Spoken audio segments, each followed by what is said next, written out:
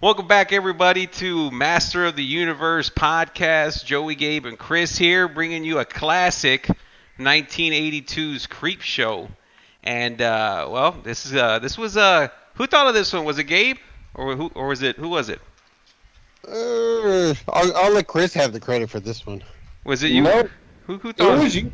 It was y'all two's discussion that led to the agreement on this. But I mean, I bought this on Prime last year. We were at Joe's house last year one time, like in May or June, and we were just hanging out like on a weekday night, and we watched this, and so that's why I had some familiarity, some memory of it. But I mean, it's better the second time around, I gotta say.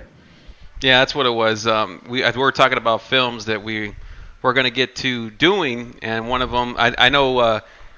I think I mentioned Creepshow, and then Gabe got Creepshow 2 over, and I'm like, oh, okay, well, now we have to go on. And then we decided we're going to go on an anthology run and do Creepshow 2. I've never seen Creepshow 3, so I don't know if it's streaming somewhere we'll watch it, I guess. But Tales from the Dark Side and Tales from the Hood, it's all in the works, so it's going to be fun. But before we get to Creepshow, Gabe, what's the news? Yeah, there's a bunch of shit going on right now, man. Oh man, there's all kinds of stuff going on. I mean, just as horror related though, Marilyn Eastman, which is pretty sad, R.I.P. She passed away this week. She was known for playing Helen Cooper from the 1968 Night of the Living Dead, the original black and white. Mm-hmm. And again, that was pretty sad. So that popped up this week.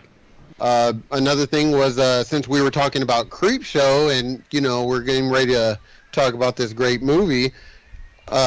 If you have Shudder, Creepshow is on there. It's a little TV series that you can go ahead and watch. Well, right now they're up to season 3, coming September 23rd. So if you don't have Shudder, it'd be cool to get it, so that way you can catch up and see all the cool Creepshow episodes. They got some pretty up-to-date, weird ones. In comparison to like what we're talking about, the old classic 1985. So I think that's pretty neat. Also too, Fright Night. Now if you're I think this Fright Night is 1985. Fright Night, the old vampire movie. Now they're coming up with a comic book. November 24th. It's called Fright Night: Dead by Dawn. So if you like horror comics, things of that sort, or even this is going to be a follow-up right after watching part 1. So if you're just kind of you're curious to see how like maybe the story continues. Now I'm not sure if this is a 4 or 5 book series or 6, but hey, either way it's still pretty neat. So if you like art, comics, horror, I mean that's a good thing to kind of keep up with. Yeah, other than that, I mean there's like a bunch of other non-related horror stuff going on in the world right now. I just kind of want to throw that out there, like the Nirvana. If you're familiar with the 1990s, grunge type of bands, they got Nirvana. Kurt Cobain, we all know that he passed away. I grew up grunge, man. Dude, we were 11 when he died. Exactly. Well, if you're familiar with their main popular album, where there was a naked baby on the front, reaching for, I think it's like a dollar bill. Well, that baby, again, this is non-related horror, but that baby, is all grown up now. He's a successful artist. Apparently now he's suing, not only, he's suing the surviving band members and pretty much the photographer and everybody associated with this, with that picture. So to be specific, because I read the not Rolling Stone, it was some other popular media article on this. He's suing Chris Novoselic, which was the bass player. He's what do you call it? He's suing a Dave Grohl. He's not suing Pat Smear because Pat Smear wasn't in the band, so I'm glad that he was spared from that. Pat Smear wasn't there to the last album. He's suing Courtney Love, who's one of the estate executors. He's suing, like you said, a couple other photographer and album executives that were involved in that whole thing. And the reason I thought it was just so interesting because I'm like yesterday my comment on it was, man, that kid's probably dined out on that for his whole life now, and he's gonna sue over something stupid like that because mommy and daddy didn't give him enough attention or some bullshit. That's what I was saying. But then I read what he said, and he said, I've always tried to get, Dave Grohl and Chris Novoselic, like, to let me in on, like, certain, like, conventions or art shows or whatever, other things, just, and not even, just once, like, I'm not bugging them all the time, just one time, so I could advance my career, because they used my naked baby image to advance their album. I mean, come on, I'm not being unreasonable about it. I even made a joke picture of myself at age 21 in the pool chasing the dollar bill. I mean, come on, the guy now is 30. He just turned 30. And, that like, is really, that is very interesting, like, how this guy is, like, really kind of expressing, like, how he was left out of, the kind of profits that he thought that he was going to get.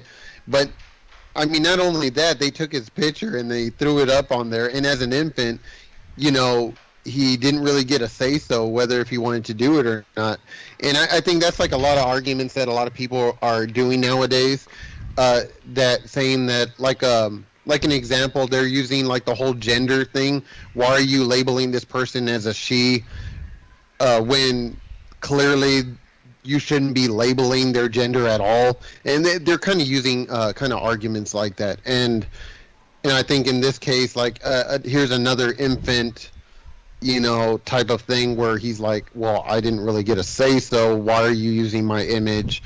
This is scarred me, and like you said, there's a little more background onto it, and you probably have more on the backstory on that than I do, but just kind of brief, kind of checking that out. I thought that was interesting. Did you see what he said? He said something like, he's like, the interviewer was asking him, does it kind of hurt you when you're dating because people think you have money? He's like, fuck yeah, it does. He's like, yeah, I saw that. Yeah, the women think that he's rich, so they get with him.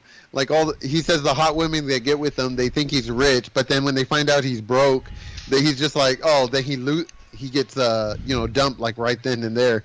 And then he says, like, what was it? Some of the guys out there that want to hang out with them, they mostly want to hang out with him because they want to use him as, like, a way of saying, like, oh, this guy is famous, I know this guy or something. But he says, like, no, there's not really anybody that's, like, real with him. Like, he doesn't have, like, any downright, cool friends. And they probably think he knows Dave Grohl and Pat Smear and Novoselic and all them. Yeah. I can see how some of that could actually hurt you. Like, your typical social life and things like that. It probably does get annoying where you think you're actually getting on a friendly basis, but then you realize these people are just, like, trying to use you for, for some greedy thing. People are shit, man. There's asshole people out there. And, I feel for the guy, but at the same time, I'm just like, well, shit. I mean, really? You want to start suing people, I guess? But, hey, that's what he wants to do. He's at the end of his rope, yeah. It's like, what else is he going to do? I mean, I understand from his perspective as well as everyone else that, like us, like, I'm like, we all know what it's about. But, of course, if you're in that situation and times are tough, you're like, oh, fuck it, I'll throw a Hail Mary, So, yeah. But also, I know you were talking about non-horror related to that. You had showed me that new Spider-Man, and I was like, is that the guy from the original one? Because he looks so familiar. But I was like, no, there's no way that they would have the guy from the original, in or part 3, I should say, right? Or is there 2? What's part 2, right? From the original Spider-Man series, the newer ones, 2000s, and I wasn't sure, and then I had saw on YouTube they had a picture of because I thought it was the Green Goblin, like, I was like, see, I watched the trailer and I was like, oh, but they didn't show him, and then I kind of started thinking, I'm like, was the laugh supposed to be like, so I started looking into it, and I was like, oh, all these old people from the other series are gonna make like a comeback, and I started thinking, well, of course, because that, you have Doctor Strange that could fuck with the reality and the universes and timelines. So I thought I was like, oh man, now I've been watching it, like, a few times during the day, like some, like some fanboy, like some Mark. So thanks, Gabe. I probably wouldn't have watched it if you didn't show it to me. I would have just kind of overlooked it, but you always bring shit to my attention. So that's why he's in the bed. Yeah, right. That's what I'm telling you, man. I'm a huge Spider-Man fan along with a whole bunch of other stuff. But, man, that trailer, there's been a lot of leaks. It's crazy. There has been definitely a lot of leaks on what's going on in this whole Marvel Marvel Universe with the new Doctor Strange, the with the new Doctor Strange movie coming out, and then you got the Moon Knight. You got these TV series that are getting ready to come out, like the Secret Invasion and She-Hulk. So they're making another Doctor Strange one already? That's awesome. Oh yeah, the Multiverse of Madness. Oh, now, man. get this. Now, apparently, I don't know if you people want to kind of cover your ears for a minute, but here's like a little tidbit. Apparently, there's been a couple of leaks that they're saying that Patrick Stewart, who played Professor Xavier in those X-Men movies, is coming back. Patrick Stewart. But he's going to be part of it's going to show it as like a tidbit where Patrick Stewart, along with the Illuminati, will be fighting against Wanda Maximoff, which is the Scarlet Witch in the comic books. Now, you have to understand, when I say the Illuminati, this isn't... The comic books they're always slightly changed in comparison to the movie. So don't think like, oh, it's going to be Mr. Fantastic and the Black Panther and Submariner and Professor X. No. This is... you don't know what these movies people are going to be doing, but apparently they are saying that Patrick Stewart is on board, along with some other people and some other characters that supposedly that it's leaked that there might be some, you're going to end up seeing a whole bunch of time travel and universe jumping in this whole thing. And the whole idea is that people are suspecting that the main villain, which I'm excited for, would be Kang the Conqueror. And if you saw the Loki TV series, it just leads into, you'll kind of get that kind of tidbit by the end of that little series, and you'll see where this whole multiverse thing is coming into play. Again, you don't have to read any of the comic, but for those who do, like those Harry Potter fans, they read the books and then they go watch the damn movies and they get all excited. Okay, well, I'm one of those people. Not Harry Potter, but the comics. I love the comic things. And I got to step in here. So when you say the Illuminati you were talking about earlier, are we talking about the true, like, first known incarnation of them, as they refer to themselves as that in Bavaria in 1775? No. This special Illuminati would be part of the Marvel universe, and this consists of all the greatest powers and biggest minds in the Marvel universe. And again, like I said, in the comics, one of the main parts of the Illuminati were Mr. Fantastic from the Fantastic Four, Black Panther, and Submariner, along with there are some villains in there as well. I think the King of Crime is in there. What's his name? Black Mask. I think he was like one of the major villains for Daredevil. But again, these characters, they kind of run their own thing, trying to protect everything on all four fronts, just to making sure the whole world is at peace, or even part of the galaxy as well. And because these people are like part of the greatest minds. But again, these are the comics. This is not actually, with any suspicion or conspiracies with the real world. This is all, again, Marvel Comics it's suspense, thrillers, it's over-exaggeration. I mean, it's fantasy. So, I mean, there might be some relations to some realism, but, I mean, overall, don't try to compare comics to real life. And I'm pissed. There's not going to be Rothschild family members setting up central banks. I'm pissed.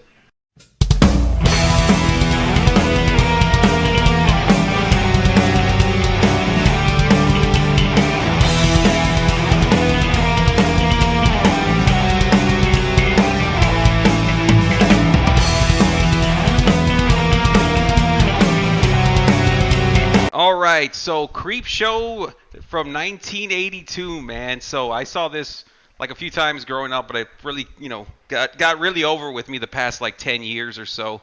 But it's got like a fucking star-studded kind of horror cast. They got, it was directed by George Romero. Chris, where's George Romero from? He's George Romero is from Night of the Living Dead. There you go. It's pretty good. And we got the screenplay, and I think all the stories. I think all the stories were from Stephen King, and it has Adrienne Barbeau from from like The Fog and a lot of shit she's from. Leslie Nielsen, your boy, what's his name, dude? You know the is it? Ted Danson. Yeah, Danson. Yeah, him. Did I already say Leslie Nielsen? Yeah. Where everybody knows your name. So they have a really good cast, and basically this film, I'm gonna have Gabe explain it better, of course, but it's like a comic book feel where they have a story outside the stories, which we have what's his Tom Atkins, like kind of being the book front cover and ending piece to these 5 stories that are pretty badass. So I guess we'll go ahead and motherfucking Tom Atkins. I'm his bitch, and he should ask me how his bitch doing today. Yeah, that's like that little prologue, with what's his name, Billy, right? Little Billy, and Joe, that's Joe Hill, that's Stephen King's son, and so it was funny because I was like, when I saw him like acting all evil, I'm like, that's exactly how I imagine Stephen King when he writes his stories, and he's like, making that fist, like that the crypt keeper or whatever, the vault keeper is gonna kill his dad. That's the thing is like, so not only this movie was released November the 10th, 1982. It was released in the U.S. after the Cannes, 6 months after the Cannes Film Festival. Released on a Wednesday night. Now on a budget of $8 million, it did in the U.S. $21,008,000. So when you figure in worldwide, it probably did probably tripled. Probably did a full 2,000% return on investment, which is not small potatoes. Imagine if they released it at Tokyo Dome, dude. Oh, 6 3/4. It's a wrestling joke, Gabe. Oh, I was like, I got Tokyo. He's on Tokyo Dome. He's like, there's to me. PJ Dave Meltzer. But no, the thing is, so on top of that, Tom Atkins, this dude's an OG from '82. Because you think about it, he had Halloween 3 came out literally 3 weeks before this on October 22nd, 1982, or as I like to call it, the night before I was born. And then on top of that, 3 weeks later, fucking this comes out. So, I mean, that dude is the MVP of 1982 horror. Yeah, he went on a run. He did The Fog. He was a Maniac Cop. Creepshow, Night of the Creeps. That one's like probably my favorite. I love that one. It's Miller time. And no, he's just great, and he's still around. He's like 85, I think, last time I checked when I was doing my little research on this bad boy. But Gabe, you want to tell us about the prologue? Did you like anything that caught your attention when Billy found it? I had to put the subtitles on, and watch it a lot of times because you can't really understand what he's saying. Am I the only one that had trouble hearing that little fucking Billy talking about that? It felt like it's like those magazines I found in your dresser or some bullshit. Yeah, he calls out because the whole point is that the dad's up there, and it starts off with the dad already telling off his kid who looks like at least like around 9 or 10 years old, and he's telling his kid about this horror reading, crap. this horror crap, this horror garbage. He's basically just tearing down the horror comic that little kid is reading, like right when he should be in bed. So he's telling his kid, he's like, you want to be reading this crap, blah blah blah. He's like telling him off, and then the son calls him out like, oh, like the books that you read in your dresser. Yeah. What? Now you're a snoop? Yeah. You're snooping around. So he goes and calls him out on that. So he gets pissed. So he's all like, I don't want to catch you reading this garbage again. I don't want to ever see this. So he takes off. He's pissed off. The mom's just standing there like in shock, like, oh man, dang, he's getting it good. So anyway, so he goes down, and the son ends up looking out the window, and then the damn dad's out there, and he throws it in the damn garbage can. So you know where this is going, Billy? In the garbage. It's going in the freaking garbage. He's fucking. He calls him out on that. That's what you always said. I'd be like if I had a kid. Mm-hmm. That's the way my mom was with everything that I liked. Fucking wrestling. She was like, I'm throwing this away. So that's you know what? Honestly, I think I only had that like once a long time ago. It's with it was a Marilyn Manson album I had, and but I thought I misplaced it, so I was looking everywhere for it. I couldn't, and I was asking my parents for it, and they're like, "Oh, I don't know. I haven't seen it. I don't know. You lost it." Mm-hmm. Finally, it came down to it where I said, "You know what? I'm going to go ahead and get someone to buy it again."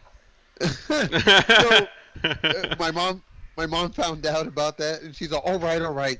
Don't spend your money. Don't try to get it again." Why? I threw it away. You threw it away? Why would you do that? It's full of sinful evilness. Yeah. Have you been seeing like what I've been watching? Why does the music matter? Well, music is different. No, it's not different. Anyways, that was a whole other story. There's like more details to that, but man, that was a. We're all traumatized. That's why we watch horror movies even more now as we're older. Now, I had the same thing. Like, not to go into a super story about it, but when I saw Tom Atkins do this, it reminded me of when I was a kid, because like it was for like Christmas. My dad's side of the family gave me a bunch of wrestling shirts, and like it was like The Undertaker, Stone Cold, bunch of Bruce Lee shirts, Kiss shirts, all this, and my mom hated me wearing that. So of course, all strategy wise, she went ahead and waited till my dad wasn't there, because she knew that if my dad was there, he would have been like bullshit or whatever. She had her sister come over, take all my shirts, and then like she took off with them. I was like, so ever since then, I'm like, y'all are fucked up. You know what I mean? I was like 10, like also like the same, like 9 or 10. I was like, man, fuck y'all motherfuckers to do that shit. Taking my badass, like all brand. It was like maybe like a week later, so. Dang, that's terrible, man. It's a very, very angry 34-year-old man. So, that's fucked up. That's fucked up. But yeah, Billy goes up to his room and he's like, "I hope you burn in hell, or I hope you rots in hell." Oh my god! Like, he's wishing death on his dad. I know a guy. His damn comic. Well, then get this. So then the dad, he's all confident. He goes and sits down with his beer. So Tom Atkins, he's sitting down, and the wife is all like, "Did you really have to go that far, or did you have to do that?" And the dad's like, "Look, that's why God made fathers." I love that line, dude. That's why God made fathers, babe. That's why God made fathers. Like 3 times. Yeah, and he winks at his rose and shit. Get the beer. Yeah, he's like got the beer, and then then go ahead, man. Yeah, so then it goes back up. So then, like right after he says that, then he goes right back up to the son. So the son's all pissed off, and he's like, "Oh, he's gonna pay. I hate him. I hope he dies." Blah blah blah. This kid is pissed. Like he's wishing death on his old man. So all of a sudden, he looks in the window again. He's looking at the window this time, sitting from his bed. Floating right there from a 2-story house. Right there in the damn window is this like Grim Reaper looking thing. Like it is grotesque. It's like skeleton, part flesh, part and it bone. Like smiles at him and shit. It smiles, and then you know what his response is? Oh, let me go ahead and smile back. He's like, yeah. So he starts rubbing his hands together like he's formulating a plan or something. Yeah. So what was your response? Huh? It's scary. It reminded me of the stuff that I would see when I was little. Oh shit! We don't want to hear those stories. That's too scary. Fuck. We gotta have a podcast when we hear scary stories from Rose. She sounds like she's got some over-ass stories. But what was I gonna say? Oh, did y'all see the Dracula poster in the back? I started laughing. I was like, "Go figure, we just did Dracula." Oh no! And they had a badass. I must have missed that. Yeah, it's like right behind Billy. Yeah, I noticed it. I was like, because it's like right, like directly behind them, and they had like a badass Godzilla. Like, of course, I'm all like checking out the gear and shit. So I'm like, oh man, he's got all this cool ass shit. But that's when we get our first story, Father's Day. And Gabe, you want to just break it down? These stories aren't very long. The whole point of Creepshow is that it's telling stories from a comic book. And it's telling straight from that comic book that got thrown in the garbage. So it goes basically to the trash can, it flips open to the first page, and it shows like the credits or whatever, and then it goes to the next scene, and then it shows like the comic page where it says Father's Day. So that's pretty much, we go into the first one, and it's Father's Day. Now, with the whole point of this little mini movie here, or mini sketch, is basically the whole family is getting together. They meet like every third Sunday in June. with their great aunt called AKA Bedelia. Oh, what's up? Oh, you said every third Sunday in June, which is Father's Day. Yeah. There you go. Which is Father's Day. So they meet with it. So the nephew, the niece, and the niece has like her own. She has like her new husband, and this is where they start explaining it. They're there with. I think it's like their aunt also, and they're explaining to him, why do they have to meet for a special dinner for Father's Day? Well, the great aunt, who's called Bedelia, they end up explaining her story is that she was taking care of her father, who happens to be rich by criminal means. They don't really say much. Yeah, they say more or less like bootleggers, hit assassins, things of that sort. Basically, he's doing a lot of criminal stuff that he got wealth. Anyways, Bedelia, who happens to be taking care of the father, she ends up getting a boyfriend. They end up killing the dad ends up killing the boyfriend. So now all of a sudden she starts going crazy. She starts losing it. And then one day for Father's Day, supposedly, and I'm using the little quotations in the air, she ends up getting a marble ashtray and banging his head, like pretty much like killing him, like hitting him in the head to where he's dead. So ever since that day, I don't know how the cops or anything fit into this, but either way, she got away with it. He's dead. The family got the money. So now they got the inheritance. So now they're all rich. So now they meet up every, Father's Day, because, the crazy grand aunt is all crazy. They meet up. So before she goes in to have the family dinner, which the whole family is waiting for, she decides to go ahead and sit down at the grave where her father is buried. She's all drinking Jim Beam. She's having a good old time, but she's like pissed off and raging about how her father was abusive. What happens? Again, that they're going real quick with this. The damn father just comes straight out of the ground, comes and starts asking, "Where's my cake?" Now, you're probably wondering, like, why would you say that? Well, in this case, every Father's Day, spoiled as he is, he always wants a Father's Day cake. He feels like that's his celebration. That's his cake. He wants it. Anyway. This is another dad that I would be like, where's my cake? Yeah, that's Chris for sure. You bitch! I want my cake, you dirty bitch! I'm gonna have it! Where's my cake? You promised me my cake! They talk about, like, I think you had mentioned it, to where, like, she had her, like, a boyfriend that got killed in a hunting accident, because of that, the dad. So I kind of like, and then him saying cake, I kind of had this feeling like that maybe he was, like, molesting her somehow, and then, like, cake was, like, verbiage for, like, putting out. I mean, I know there's a physical cake there, but just the whole that he killed, like he wanted to keep her for himself kind of deal, and this is kind of right. There are some crazy parents out there that are very clingy to their kids. They can't.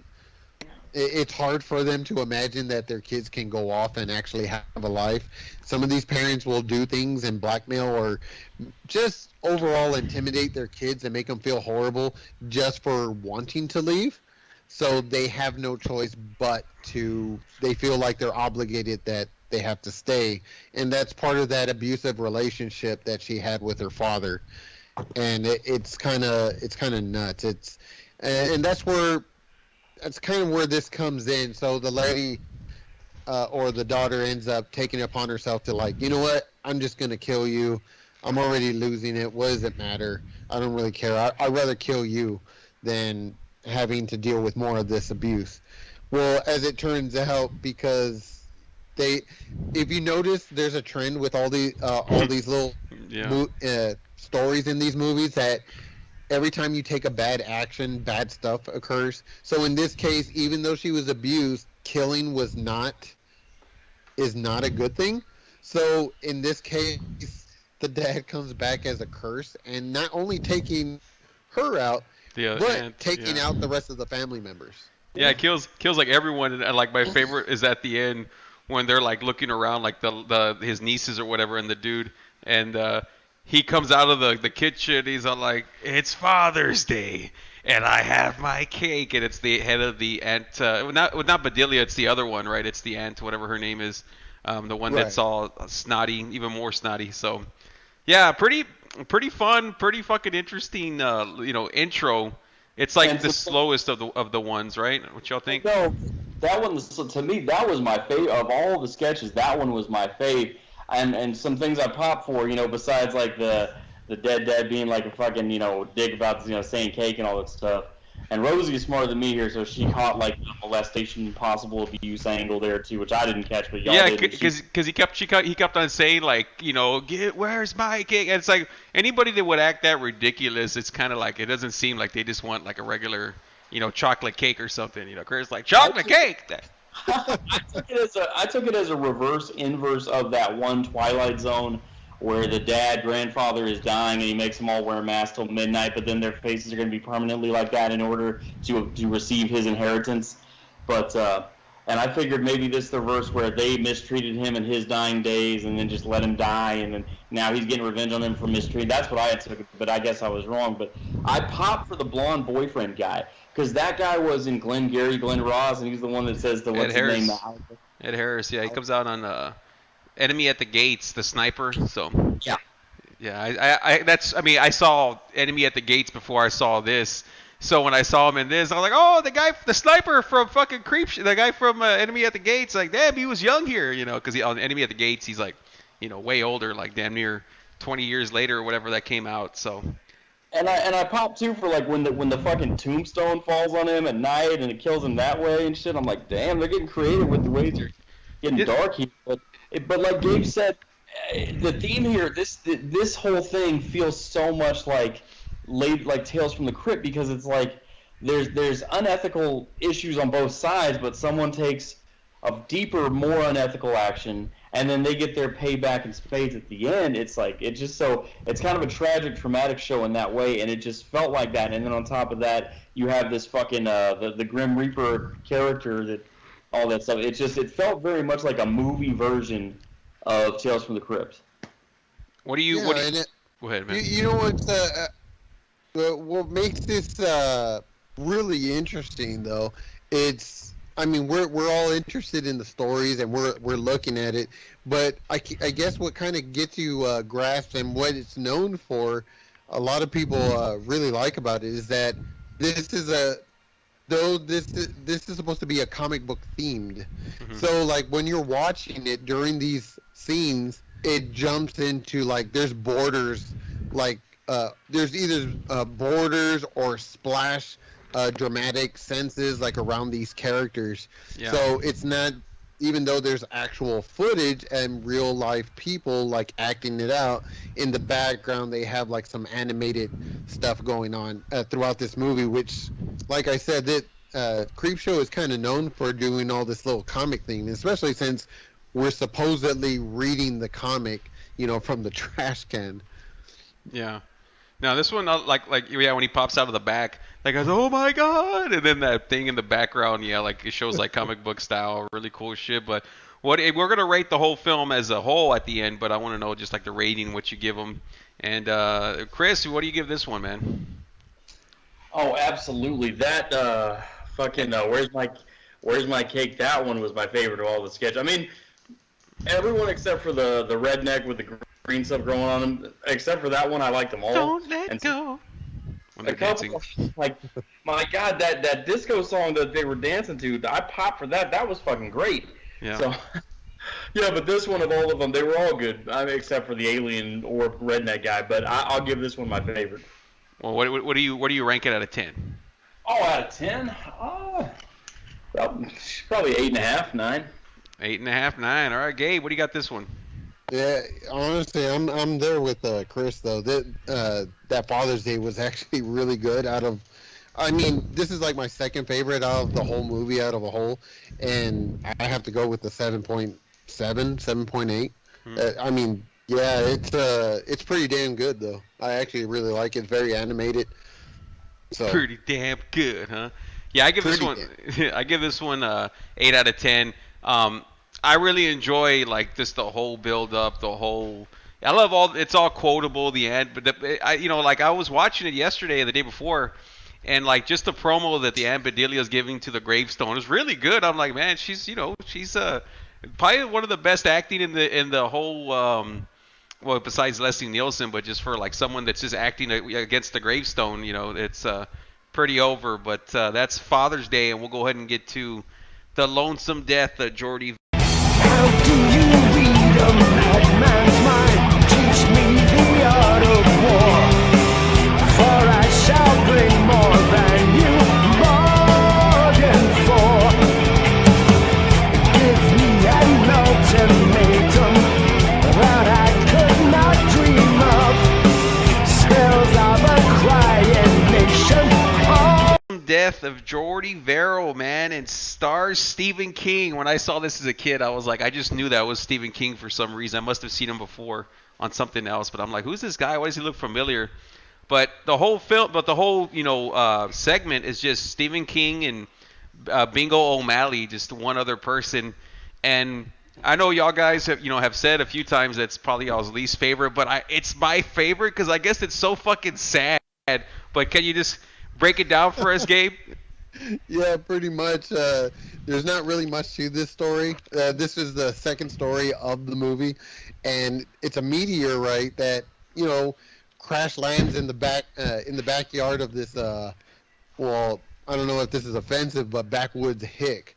This kind of country-looking hillbilly fella. So sweet he goes ahead, Jesus! He ends up seeing this, and he's like, "Whoa!" So he the way he carries himself, he's not very smart.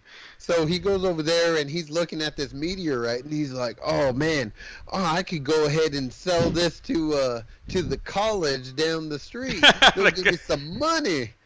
So the idea is that he wants to sell the meteorite to the college to get some bucks, so that way he can pay off his house loan. So the amount of money he's asking for, or he has it in his mind that he's talking to the college professor, is that he wants $200. That is a damn good house loan there, man. Yeah.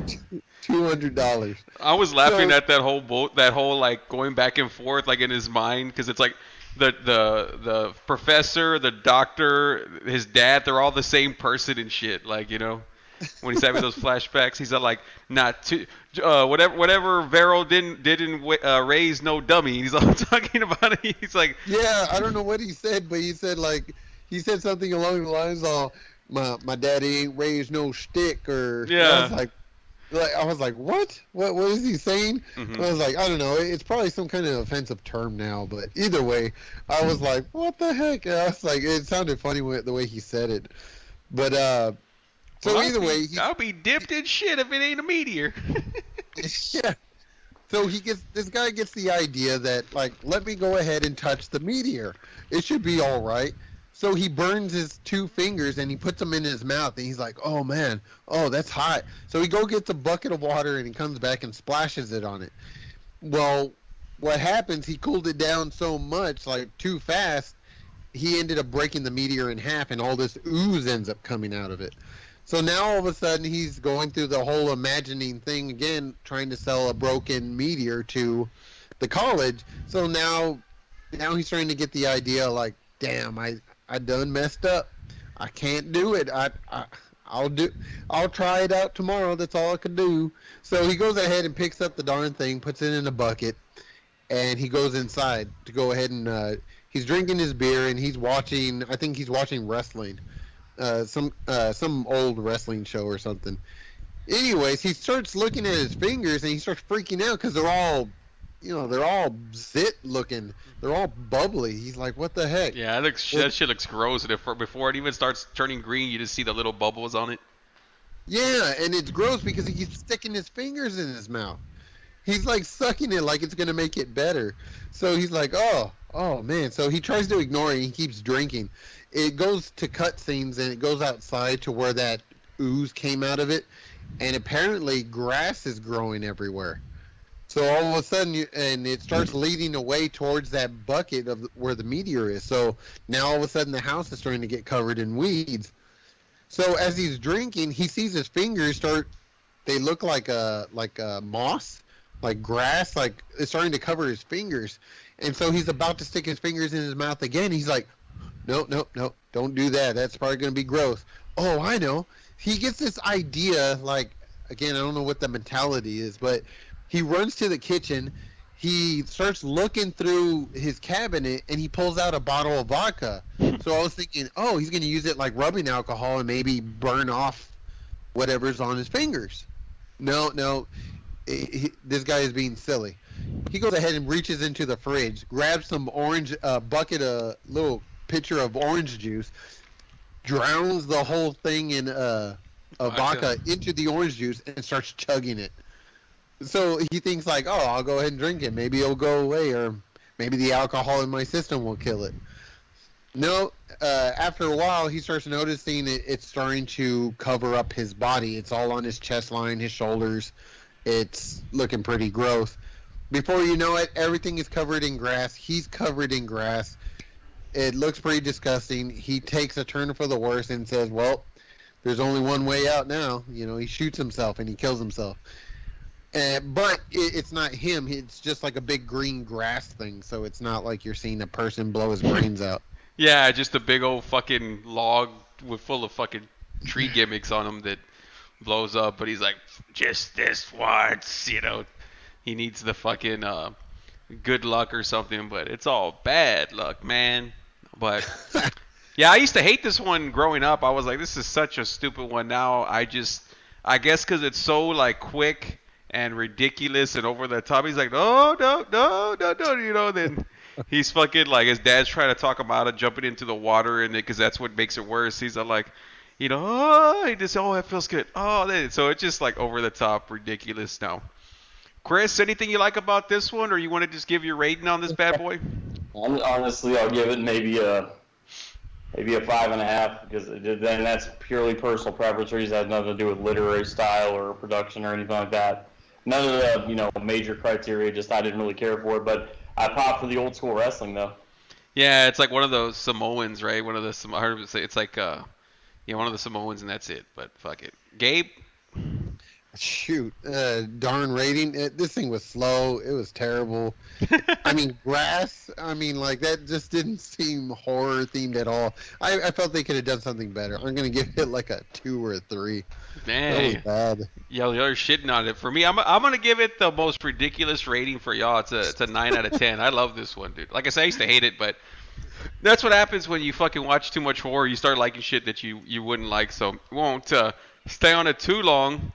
We are going to get into the third one, the third segment, something that tied you over. Like we were saying, this one's got Ted Danson and Leslie Nielsen, dude. And this one's kind of like, not a lot going on either. It's real quick, but it's like a good little, good revenge story if you want to talk about that one. Yeah, this one's actually pretty good. This is probably like my third favorite, though. As far as it's called something to tide you over. Now, the whole point of this is Leslie Nielsen. Richard. The only thing I really know this guy from is those comedy movies, which is Naked Gun. Yeah. Those are the only thing. But he's a good actor. It's weird because he's taking a turn for seriousness in far as this movie. The whole point of this is that Leslie Nielsen his wife has been cheating on him with this young guy, so he pays the visit to the young guy. And now he's going to exact revenge on both of them. What does he do? He has his own private beach. Apparently, this guy has money. He comes from money, or who knows what. I own the whole beach. Yeah, he does. He has his own private beach. It's called Comfort Station, right, or something like that. That's right. I remember. Yeah. Yeah, and what's cool about it is that this guy's like, look. We're going to go ahead. He keeps admiring this television set that this young guy has. So anyways, he pulls out a gun and says, look, I caught you all. I know you all have been sleeping together behind my back. She's been cheating on me. You know what? We're going to go ahead and fix things. We're going to make it right. Okay, all right. Look, she just wants out. She's not happy, blah, blah, blah, whatever. He's on, look, no one takes anything away from me. Even a woman. And leave it to this guy. He's all he's very possessive. So anyway, so he wants to treat him. He wants to teach them both a lesson. So he goes ahead. He takes the guy out to the private beach, and he makes the guy ends up digging a hole. So he's all like, "Okay, jump in." He's like, "I ain't gonna do that. That's stupid." They're at the edge of the beach. He's all, "Do it, or you're gonna get shot." I would have just let him shoot my ass away. I wouldn't even gone with them. I'd be like, "Man, fuck you," like fuck all that shit. I mean, it's amazing though, like the dynamic. I noticed that right from the get go. Like Leslie Nielsen shows up at his door, and he's talking to him through with the security chain on and everything. I'm like, if you stole a dude's wife out from under him, and you saw him show up at your door, you better like you better not. You better have some witnesses. Let's just say that, right? No. I don't know. I guess the guy was trying to play it cool because I'm not sure how they didn't really explain how the boyfriend and his wife knew each other. They're probably all good friends at some point, or maybe they're co-workers for whatever company they work for or something. Either way, I guess he was trying to play it cool because the guy was half asleep on the damn couch when he's talking, because what time was this? Because he said the girl was going to end up dying. The tide was going to come over, because he did the same thing to the girl, and the girl said the girl was going to end up dying by 11 a.m. So waking this guy up, I'm assuming probably 6 or 7. The guy's half asleep, and he's letting this guy in. Yeah. I mean, I don't know. I'm guessing here. I mean, whatever backstory you want to make up for this, the whole point is that these things are short, and they just want to get to the revenge part. So at this point, the guy's he dug a hole, he jumped in, they pretty much buried him. So then Leslie Nielsen, what he does, he sets up a camera, and he sets up the television. And he says, "Look at this great quality." Man, it's all old tube TV. It's all terrible. But, I mean, this is 1982, so, I mean, what can you expect? So he's all, "Look at this." He's all, "I just want to let you know, let's change it to this channel. Oh, look at that. It's my woman. Look, she's also in the same position as you. Oh, you're both going to die. You're going to drown because the tide's going to come and wash you over."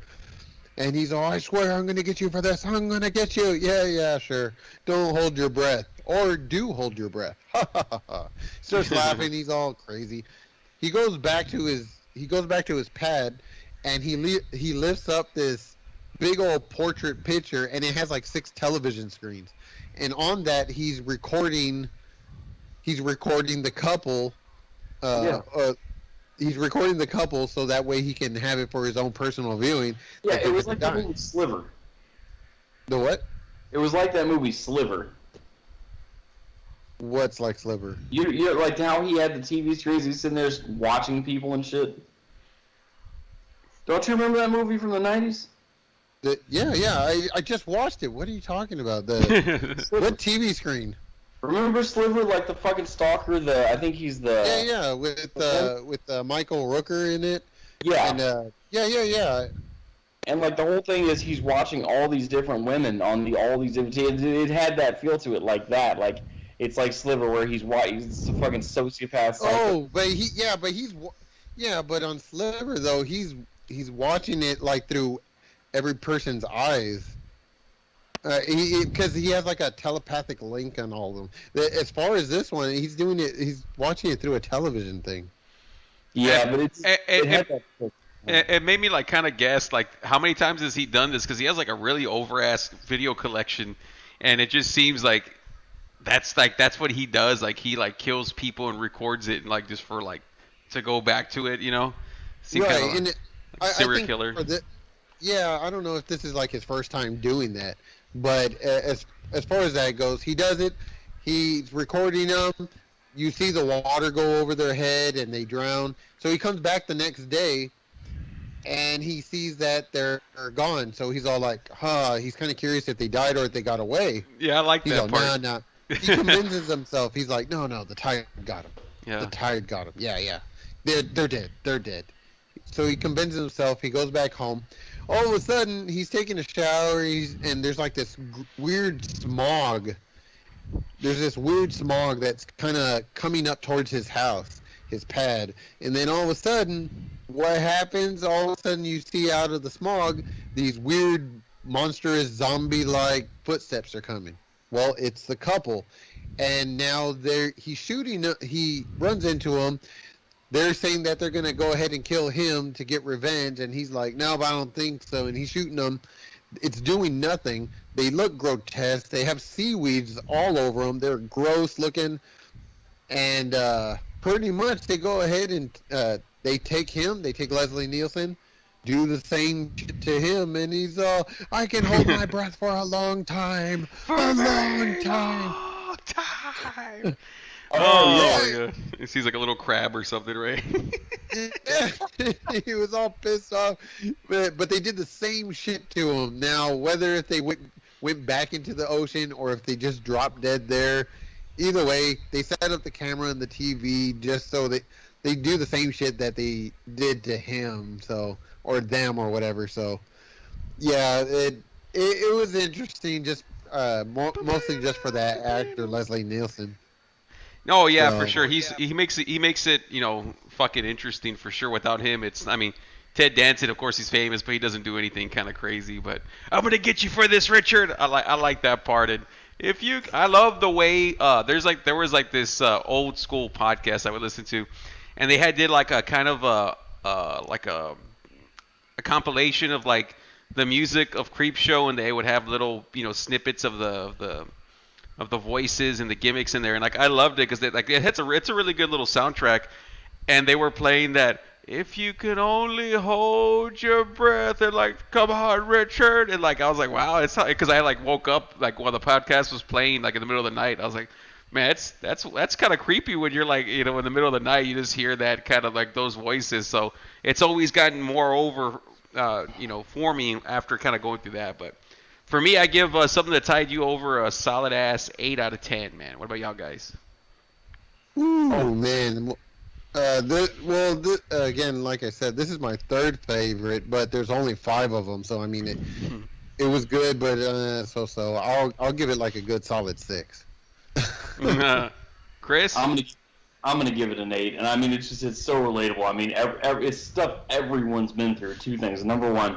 Yeah, maybe you're not these rich, beach house, country club, corporate elite types or whatever they are, but everyone's had, lost a girl to another guy. Everyone's fucking, and wanted the revenge motive. Everyone's, horseplay at the pool, and maybe you get dunked underwater or whatever, and you have that few seconds of fear where someone just won't let you up, and you're fighting like hell to get back up, get your head above water, or whatever. Or if you've been on the swim team and your coach is busting your balls that day and really making you do a lot of work in the pool, which I have, it's like, yeah, I mean, you can relate to your head being underwater and trying to keep your breath. You can relate to being angry over losing a woman or whatever. Yeah, I mean, that it's so relatable, this show. And then you got fucking Ted Danson, 3 years prior to Cheers, and you got fucking Leslie Nielsen, who's a fucking comedy legend. It's fucking great.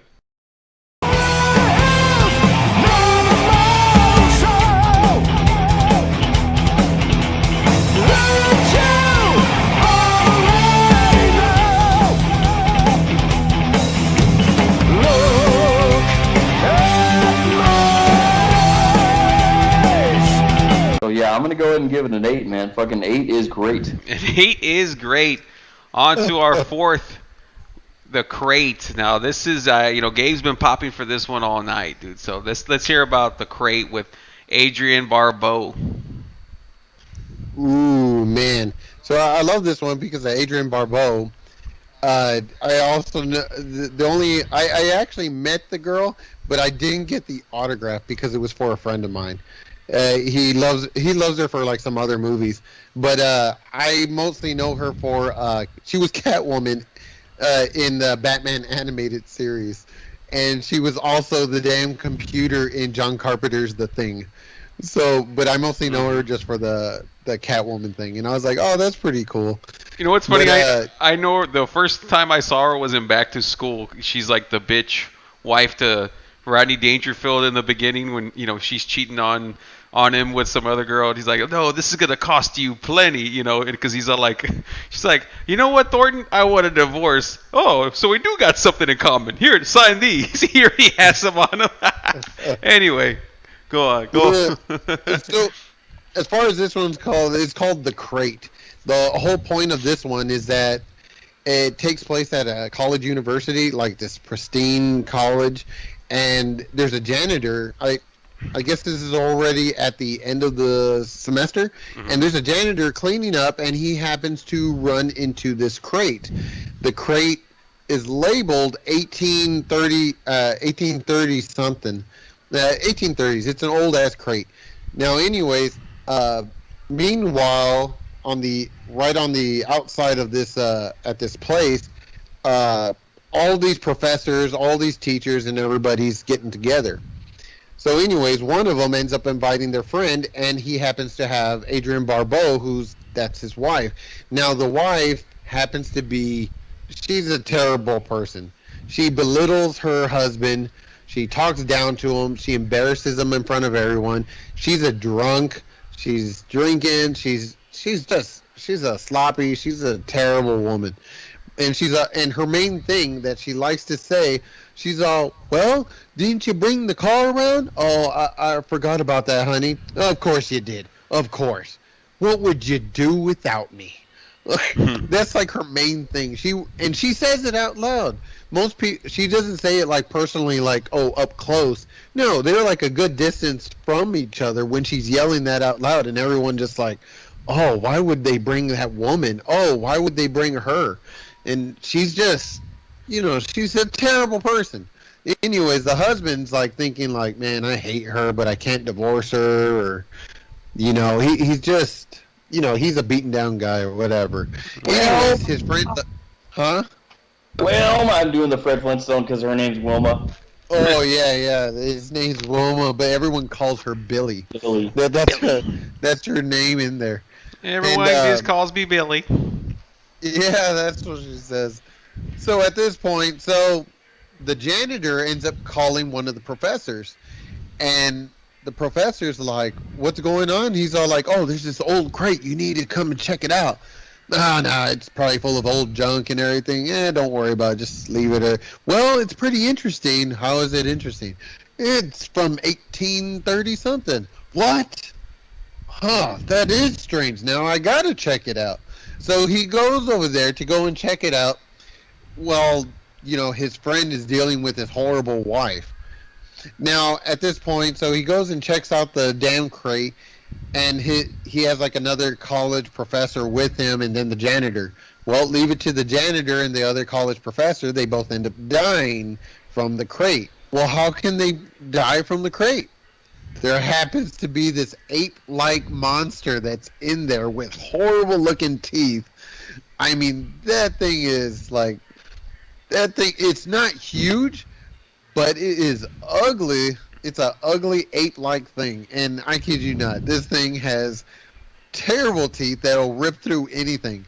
Anyways, it kills the janitor, it kills the college, it kills the other professor, and the main professor is just watching in horror. He's like, oh my god. It kills like a grad student or something. Is this a grad student? Oh, is it a grad student? Yeah. I thought it was another professor. No, he brings that grad student, and he goes in there like, I think you just see his shoe after that. Yeah, you see you see a shoe after it. So anyway, so he takes the shoe, and he's like horrified by this whole thing. He's just like, oh, there's blood everywhere, this and this, and he's all upset. Anyways, he goes and runs to his friend with the horrible wife, but the horrible wife takes off. Henry. She takes off. Yeah, so he comes and he explains to his friend, that, hey, it's horrible. He's all, what? Well, what's going on? Just calm down. Here, have a drink. Oh, he starts chugging it. And he's like, whoa, man, I haven't seen anything like that. Well, except for the movies.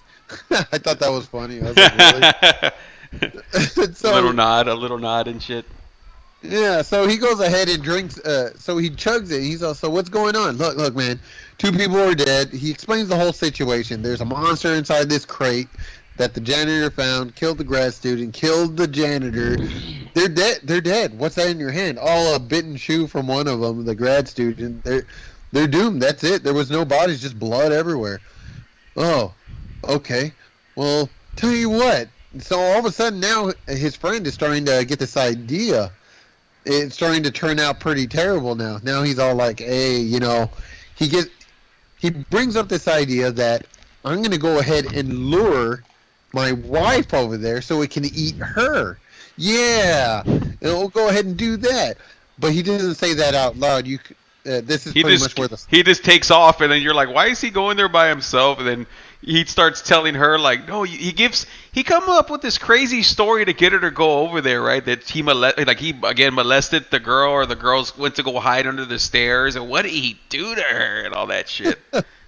Yeah, what happens is that so to make sure that the professor, who's all full of anxiety and panic, he gives him another drink, but this drink has some sleeping pills in it. Mm-hmm. So he goes ahead and gives it to him. He knocks out, and then he writes out a letter saying, hey, to my wife, Wilma, or Billy, come over here to this place, and I'll be over there. The professor's knocked out on the couch right now, but you go ahead and come over here. He hurt some girl. He didn't explain much other than he hurt her, and he's all upset by it. So now she's afraid, and I can't. I'm having trouble consoling her. I need a touch of a woman, and only you can do that. And just like you tell me, what could I do without you? And she's all laughing. She's like, yeah, what would you do without me? She's all drinking and everything, having a good time. So she starts on the way. She gets over there. This guy he got there way before she did, and he already cleaned up all the blood, all the mess. So he finds a crate, and who shows up? Billy, or Wilma. She shows up, and she's like, where are you? He leads her down there. He says, oh, she's right there in the back corner. She doesn't want to come out. Did he hurt her that bad? Oh, it's horrible, Billy. It's horrible. You need to check it out. It's okay. So good. Okay. So she starts looking, and he's wake up. Hey, what are you doing? He's like shaking. He's like shaking her. Yeah. He's shaking her against the crate, saying, wake up. And he's just yelling it. And she's all, what? You think it's funny? You think it's funny to be shaking me like that? And so nothing happens. And he's like, oh man. So he's like so disappointed. You have some nerve. You're an idiot. When's the last time you even got it up for us to do it in bed? When have you did? She's belittling him. She's tearing him down. And he's just like the emasculator. Yeah. That scene leaves you wondering, because every other scene, it presents itself as that it's him fantasizing about telling her off or doing something. Yeah, I forgot that. Yeah, he kept on doing that. Like he's all like, "What's wrong, Henry?" He's like, "Nothing." Wilma, nothing at all. And everyone starts clapping. Yeah, and that felt so for real that he actually had finally flipped and done it. And then, so it makes you wonder, did he flip and do it, and she has these mystical powers that she comes back from it still, and he's just powerless, or was it yet another fantasy? No, exactly. When he did the strangling her out the door, like I kept on thinking it was real, but this one I was like, there's no way this can't be real, because it's like, well, I mean, I guess it could be after all those fucking ridiculous. It's still early in the story, I guess, right? Yeah. I mean, that was my suspicions. As far as this goes, so he thought at this point you think it's another fantasy, and of course the damn monster comes out and actually starts eating her. Well, all of a sudden it's not a fantasy. It actually worked out, and he's like, oh shit. So he ends up chaining up.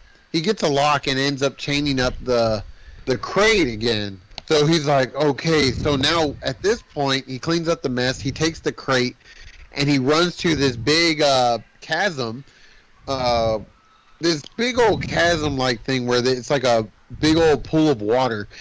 He ends up throwing the crate overboard. So he throws the crate overboard. It sinks to the bottom, and he comes back, and he's sitting there, and his friend wakes up, and he's like, "What's going on?" And he explains to him. He says, "Look, don't worry about the bodies. You don't know nothing. I don't know nothing. But the bodies are missing. I cleaned up all the mess. The crate is gone. It's in this chasm. I threw it in where the water is. That monster that was in the crate, It's chained up in there really good, and he's dead. But how do you know? Maybe he'll get out. Nah, there's no way. You should have seen the way I did it. I chained it up pretty good. Trust me. Now you and me can play chess for the rest of our lives. Huh. So what are you going to tell the cops? Nothing. I don't know nothing. Oh. Exactly. That's a good plan. All right. So they start playing chess. Now it goes back to the chasm, and it goes back to the water, and it shows the monster, and the monster just literally just breaks the crate, and then it just ends with the eyes of the evil monster as if, he got out. And that's pretty much about it. The crate. I know they have. I think there's something on there like the Carpenter Expedition or something on that crate. There's a lot of John Carpenter like tie-ins. It's just such a cool horror movie fanatic. If you're a horror movie fanatic, all these people like you mentioned Tom Savini. Like his effects on this one are like amazing. The whole thing is great, but this is the one where when he takes the bite out of the dude's necks and everything, you're just like, wow, that looks fucking crazy, And I think they call him Tiny or Fluffy. They call him Fluffy. I think is what they call the monster. The monster. But right. Just hearing you talk about it and watching it, like it made me like this one. Used to be my favorite, and then I started liking the other ones a little bit more. But this one, man, it's so good. It's either they have a little bit of everything, and it's like the longest one probably, right? Of the whole segments. I think it's like 25 minutes or so. Yeah. So right. It just a little bit beats the Ted Danson, Leslie Nielsen one. Yeah, so after talking about it, this might be my favorite again, dude. I'm like, I look back at The Lonesome Death, and I'm like, well, that one ain't shit compared to this one. Yeah, honestly, it's just so cool, like just the way that monster looks, and it's just that if you notice, like throughout this whole series, you got the different colors. Which makes it a little more animated. Mm-hmm. It's not animated; it just looks that way. They have like purple and red and blue, and they got all these weird trippy colors. When it's a dramatic scene for the monster, those colors pop out. But for any other scene, like where they're talking or something like that, there's it's pretty normal looking. It's just like regular footage. Honestly, this is like my favorite. That anytime I'm gonna reference like Creepshow, this is like my go-to one. Honestly, I don't really remember the other ones too well because though I love Creepshow, I don't really watch part one that often. Mm-hmm. It's just like every now and then, every so. Part two is like where I usually watch that one a little more frequently, so I know that one like the back of my hand. But as far as this one, though, the crate was good. It's my favorite one. I'm going to give it an 8.5. Yeah. I'm going to have to go. I'm right there with you. I'm going to have to give it. Actually, I'm going to give it a 9 out of 10, dude. It's like almost perfect. It's an awesome-ass one. Chris? Hello? I'm going to give it a 7.5, mainly because I pop for Hal Holbrook, who's been in fucking so much other shit that I've watched. He's been in Sopranos. He's been in Sons of Anarchy. He's been in Oz, and now he's, young Hal Holbrook is in this. And it took a while for me to, give a damn about this. I'm like, oh, my God, okay. Here's this guy, and he's mad at his wife, and he gets told off by her. He's like, okay. And then this fucking, they're dicking around for 5 minutes with this stupid-ass crate, and I don't care. And I don't care about gorillas and primates stuff. Like, all this is going through my head. But where it pops for me, where it snaps for me, is when Hal Holbrook has the idea to help his friend and help himself by trying to get at his wife, using it as a murder cover-up. And then they're playing chess, and he's being all cool. Hey, there's nothing to track it to us, and he's being all cool, calm, and collected about it. Like, that's where it starts to click for me. I completely forgot he was in Sons of Anarchy as whatever her name is, Dad. So that's pretty cool. I forgot because I did recognize him when I first saw him until you said it. I was like, oh, he did come out in that motherfucker. So it used to go Gemma. Yeah, Gemma's dad. That who's all like in the old folks' home, and they all do all that shit. Real sad. I was like, I recognize him, but of course this was 82, and that shit came out like 2015 or 16. So big old gap in between then, because he was already old here. So yeah. And in 2006, he was Tony Soprano's roommate in the hospital. Not interested.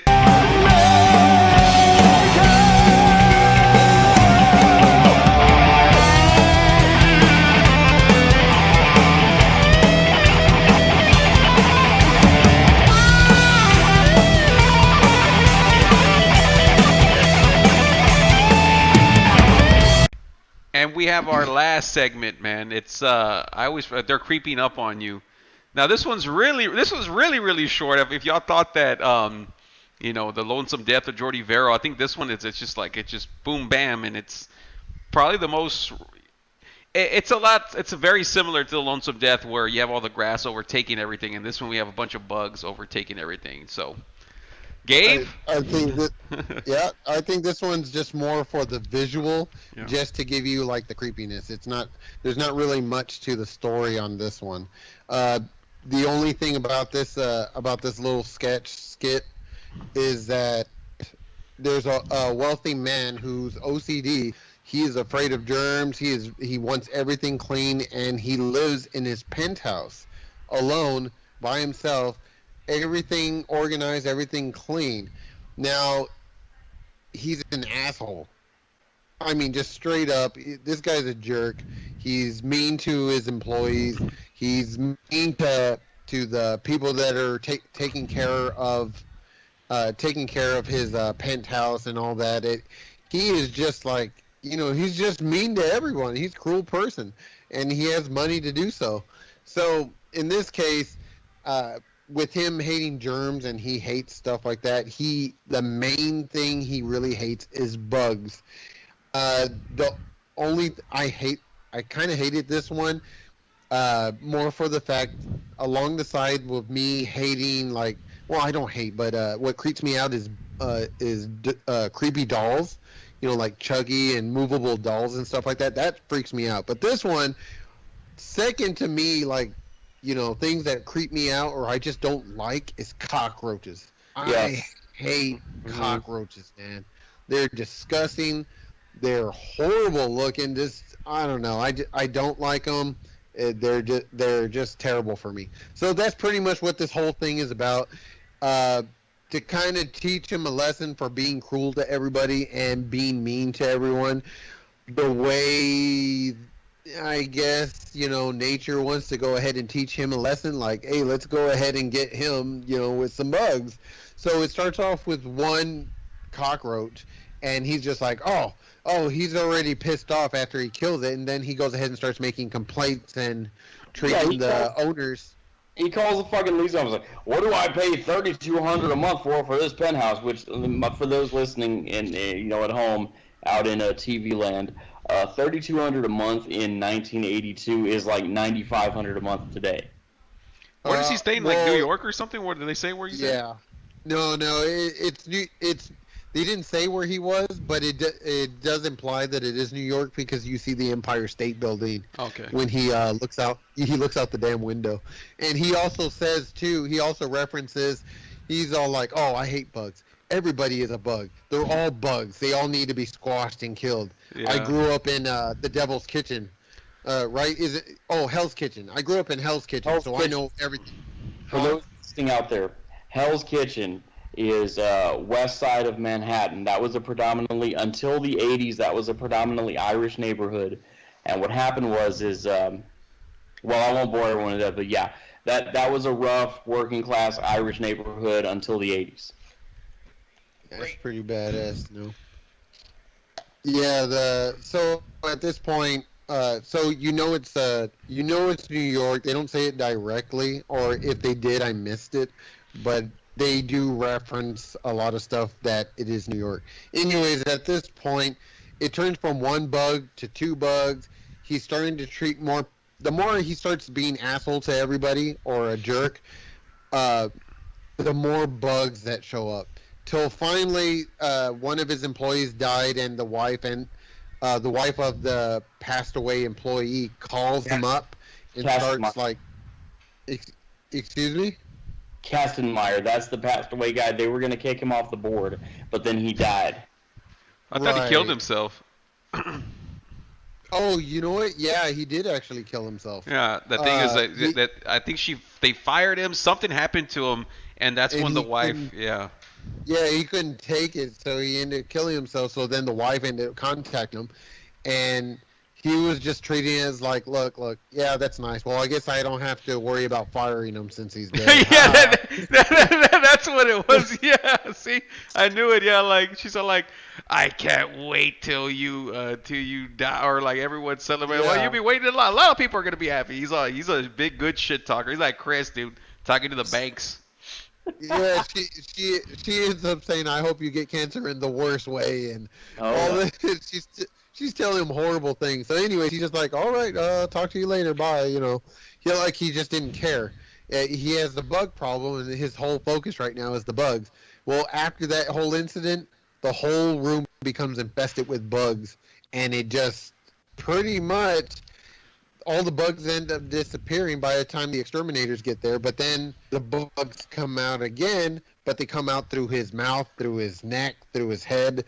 Pretty much, all the bugs are inside of him. Mr. Pratt. So yeah, pretty much they ended up killing him. So I mean, the bugs ended up murdering him. So yeah, that's pretty devastating. Teaches you not to be cruel, or you'll get the worst thing against you.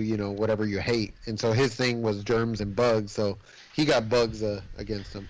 He got bugs crawling out of his butthole and shit. Dude, it was pretty over. Which is a lot like a movie that came out 3 weeks earlier, Halloween 3. Oh yeah, with all the gimmicks, the snakes. Yeah. Season of the Witch. Yeah. In that case, it wasn't just bugs. They also had snakes that would fall out of your damn mouth. But as far as that goes, honestly, I'm gonna give. This was good, but I hate roaches, man. I don't even care like what kind of movie it is. Man, I see the nasty things. They're disgusting. So honestly, I'm giving that one at least like a 3 or 4. It was just slightly better than the stupid grass one, only for the fact that again, I don't know, it's not grass. Yeah, this one I'm gonna give it a 5 out of 10. It's one that I enjoy, but it's not something like, oh, I have to watch this one. The part that really like grossed me out is when he's pouring like that cereal, that gimmick cereal, and fucking bugs come out of it. I thought it was like the grossest thing. Like you're getting ready to eat, and then you just see fucking bugs coming out of your shit. Oh, CJ, what do you got? Yeah, I'm gonna agree with you and G Money on this one, man. Fucking A, man. The roaches thing made it just gross and made it unappealing, and it's like the core concept for the story is good. And I honestly thought that the Ted Danson, Leslie Nielsen one went on a couple minutes too long than it should have, and I thought that maybe even the Hal Holbrook one with his wife Billy, that one went definitely 5 minutes longer than it should have. Take away 3 minutes from Leslie Nielsen, Ted Danza, and 5 minutes from Hal Holbrook, and put those 8 minutes onto this, and not be so out there with the fucking roaches until the end, and this would have been a really good sketch. I don't know about all that, but no, the crate did seem kind of overly long with the too much back and forth, but I still loved it, but it did seem like, yeah, you could have cut 5 minutes from that. And I think it would have, because that's the only one that felt like you were saying, like, oh, we're doing this. It's the only one that when business picked up, then it was really good. But there was like a lot of just of the, just ridiculousness. That's the one that could have been like a movie, because there was so much shit going on. You know what I mean? I'm like, what the fuck? He's a professor, and they have the whole school thing. Like, that's the only one that actually had like a whole story. Of course, because it was the longest one. But yeah, this one This was the one that, as a kid, this one and the Jordy Vero one, I didn't like at all. I was like, these are stupid. I love the crate. And the other two where I was like, they're okay, but the crate was the only one that I was like, oh, dude, I have to watch this one. Like, I would just fast forward to that one most of the time. But I can't wait to talk about part 2, because I think that one, they're all like about 25 minutes each, so there's nothing like too quick. It's all a lot of build up, which is completely different than this one, because this one's like, it has like 1 or 2 semi-long ones, 1 medium, and then 2 really short ones. But the other one, it seems a lot more better paced. But of course, we'll get into details, next week, because I think we're going to do part 2 next week. So, just to kind of give like even though those stories already finished, there is the epilogue on this, where pretty much it goes back to the little boy and the Tom Atkins. The trashmen are coming around. They end up finding the comic book, and one of the garbage men happens to be Tom Savini. So I thought that was a cool little cool little thing in there. Now, as far as that goes, they start reading through it and they start talking about like what they can order in comics, because comics used to have a lot of advertisements where you can cut the little postage from it and fill out the information and put it in the mail, to where you can order all kinds of novelty kind of stuff, T-shirts to. Yeah, what? Remember in fucking like Boys Life magazine at the library? Remember they had the little postcard size things you could tear out? Yeah. Oh, I honestly wouldn't even. I wouldn't even order anything, but I did rip them out just because I like the feel of just tearing it out. I knew were never gonna like. I knew they were never gonna send off a check to some random company from a magazine, but I would tear those out too. just for no damn reason. I was just like, yeah, sure, why not? But so as far as that goes, he's flipping through it. Inside happens to be a little an advertisement for a voodoo doll. Well, anyways, that postage is gone.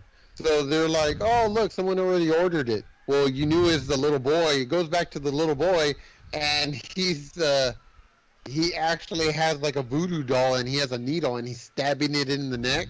Yeah, so all of a sudden the dad's like, he's like screaming for his life. He's like, my neck, it hurts. And he's all like, oh, that'll teach you to go ahead and throw away my comic book. That's pretty much how it ends on that note, with the Grim Reaper thing laughing the whole time. And it goes into like a cartoonish type style, and it ends. It's pretty entertaining. It's good. I really liked it. You know, again, they could have done out with they could have done some better stories than the grass, but either way, winks at Joe, right? No, and, oh shit! That one got pop. It's pretty good. I enjoyed this movie. I don't watch it as much as I do with Part 2, but it is a classic. If you look into Creepshow, you'll either see pictures of the hooded Grim Reaper thing, or you'll end up seeing that ape monster thing from the crate. Those are probably the two most notable things out of this movie. But all in all, man, I'm gonna go ahead and just give my rating, man. This movie's good, solid 7.5. I mean, it has its ups and downs, but 1982, they did what they can. Actors are great, but 8.5, I'll watch it every now and then. Yeah, for me, I'm gonna give it an 8 out of 10. It's a really fun. It's like one of those that I have to watch kind of like periodically. I mean, it's not up there with like Fright Night 1 and 2 for me, but it's really fun just because I'm like, it gives you so much to, even though some of them might not be as enjoyable, just having so much variety in it. Like, I always really love that. Like, we were talking about Tales from the Dark Side earlier and Tales from the Hood. I love those kinds of movies. Even if they're not too good, that's what makes it fun, is that you get so much everything condensed into this film. So, yeah, 8 out of 10 for me. And then CJ? Yeah, I'm going to give it the same 8 out of 10 just because, like, none of these stories left to itself is going to be an hour and a half, 100-minute movie. But, the fact that it's a movie variety show, and most of these are pretty good, and not that any of them, don't have their flaws. The only flawless one, in my opinion, was Father's Day. But, I mean, honestly, overall, it was a good, fun, likable, it was fun for a horror movie. It was easy going. Nothing took itself too seriously, but at the same time, you weren't having all three of us here are probably, to one degree or another, ADHD inattentive form. So for guys like us, like that, this can hold your attention, and in multiple different stories, it gives it the variety is the spice of life. So yeah, I'm gonna say it's an 8, and I enjoyed it, and we'll see how Creepshow 2 1987 was.